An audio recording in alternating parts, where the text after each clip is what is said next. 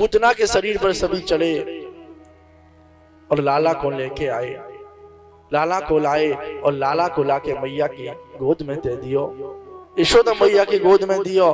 माँ ने दूध पान करायो, मुस्कुराने लगे। एक ब्रजवासी बोलो, अरे एक बात बताओ, ये छोटो सो लाला और ये इतनी विशाल, ये अपने आप कैसे मर गई? कछु तो बात है लाला। एक ने कही, अरे मैं बताऊं जामे क्या बात होगी, छोटो सा छोरा है, ये पूतना जब लेके गई होगी ना हमारे लाला है, तो जब ठोपल लग गई होगी और ठोपल लगी होगी तो धड़ाम से नीचे गिर गई होगी, आती मर गई।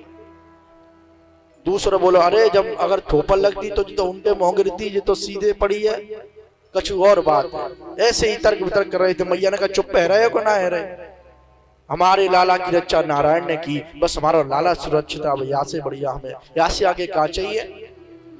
अब हमें कुछ नहीं चाहिए, हमारा लाला ठीक है।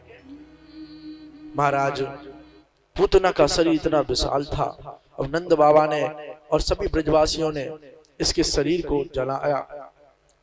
इसका अंतिम संस्कार करना चाहा तो इसका शरीर तो इतना बड़ा था कि महाराज कैसे भी जलने में नहीं आएगा।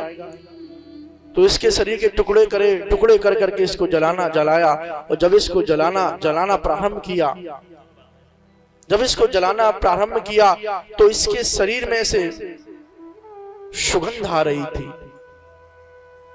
जब अग्नि जलती है तो धुआं निकलता है, लेकिन धुआं में से न सुगंध आती न दुर्गंध आती, वो तो अपनी गति में होता है। लेकिन जब इस पूतना को जलाना प्रारंभ किया तो इस पूतना की उस अग्नि में से जिसमें ये जल रही थी, उसमें से सुगंध फूट रही थी, सुगंध निकल के आ रही थी।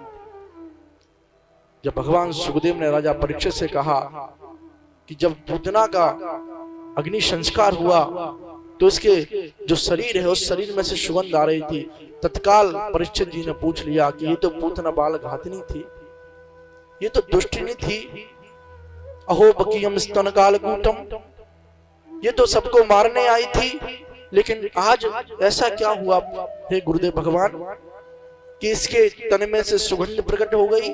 अरे जो दुष्टिनी हो, जिसने पाप किए हैं, जो पाप में आचरण करती हो, उसको मारा जाए तो उसके शरीर में तो दुर्गंध आनी चाहिए, लेकिन इसके शरीर में से आज सुगंध आ रही है, ऐसा क्या हुआ?